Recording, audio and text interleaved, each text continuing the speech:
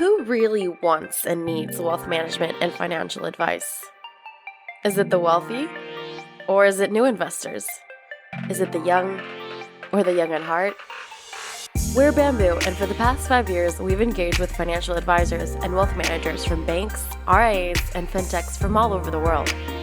And we find that there are some preconceptions, or more so, misconceptions of certain market segments, which can then lead to missed business opportunities. So we wanted to create a platform to bring individuals from different backgrounds to voice their thoughts. Throughout this video series, you'll hear from people from all walks of life, people that you may not encounter very often as an advisor today. You'll hear their opinions, beliefs, and fears about investing or personal finance. And then you can make the judgment. Were you right? Or did your opinion change? This is Perspectives.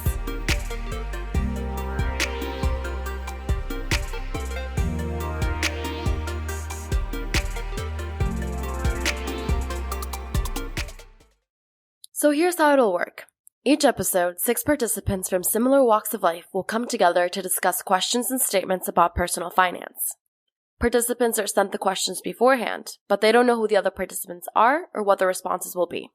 In this episode, we have university students and fresh graduates. Let's meet them. Okay. Hi, my name is Kamarul Shazwan. I'm 23 years old and I'm currently a student of SUSS studying supply chain management. Hi, I'm Joseph and I'm 25 years old and I just recently graduated from Yale US College. Hi everyone, I'm Melvin, 24 years old. I'm currently a student at NUS Business School. I'm Sherman, I'm 25 years old. I'm a Year 3 Information Systems student in SME. Okay, hi, I'm Wei Ling. I'm currently 21 years old and pursuing a degree in international business. Okay, hi, I'm Tiffany. I'm 23 this year and I've just graduated from NTU VTME School of Communication and Information. Yes. Perspective number 1. Financial planning is important to me right now.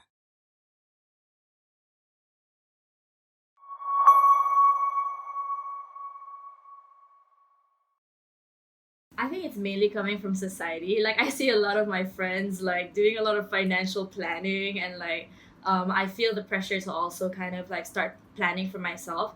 And I think I also had this experience where I met an insurance agent when I was 20.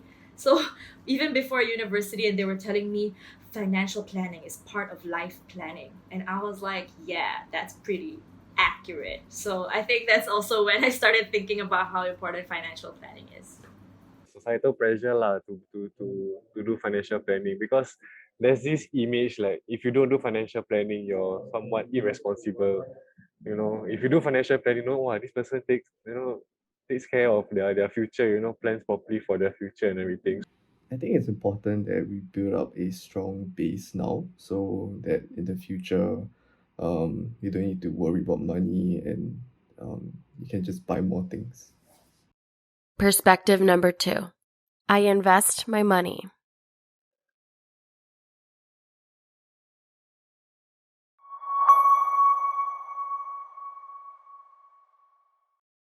I got started mainly because I saw the crazy rise in price for cryptocurrencies. So I was interested in earning a quick buck. So I decided to put some money into cryptocurrencies. And that sort of was like a gateway drug. So now I'm looking into ETFs, looking into weird companies that do weird things and trying to see if there are possibly other places that I can sort of grow my money. Actually, I got a referral to start investing in this robo-advisor. Should I name names? Stash away. Yeah, you can. And yeah. So I got referral for that, and then I just started because my friend was saying it was so simple, and indeed it was really quite simple. So I was like, okay, why don't I just start? The risks are very low as well. So I was like, okay, it's not a daunting start to investing. Yeah, so that was how I got started investment. Yeah, I think I got started in NS, so I was a bit bored. So I just read out about how to invest in some stuff. So I think I started off with the SGX, and then I started moving on to US equities. And I think it's important. I realized it's important for me to start learning how to do some of this when I'm young. So in the future, at least like I roughly know how to do it. And like right now, like capital investor is still rather little. So like if I invest at $1,000 and I lose 10%, it's only $100. But in the future, if I invest more, then like I can make the mistakes now when I'm younger. Yeah. I think for me, because I'm still a student, right, and I'm not really like earning like a full-time pay or anything, it is definitely like a bit difficult to part and like try out like investing and stuff. But I think it's quite fun to like see like how it's like, and just to try out a bit, because when we get older, like you can definitely invest much more. So it's good to start now at like such an early age to invest and put in just a little bit of like your savings, for example, which I have. Perspective number 3. I worry about fulfilling future financial obligations.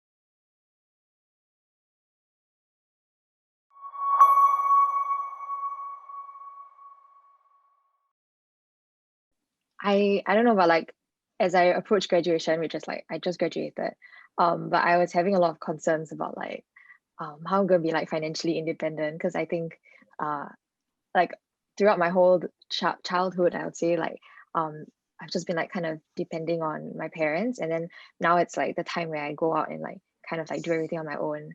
And then there are so many things to think about, like in your future, like you want to get a house, you want to get married, kids, and all these are future financial obligations. And I don't even know where to start. Like, where do I start getting like this amount of money?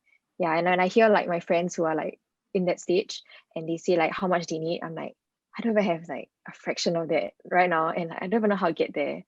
So yeah, I think that's a very big concern for me. Yeah, it is a lot. It is very daunting, because I think the future itself is a lot of things, right? Like you need to consider about like, okay, if your parent, like you need to take care of your parents also. Like if they retire soon, like how long will that be until they retire, and if they even have enough like retirement savings to sustain them and sustain a certain lifestyle, right?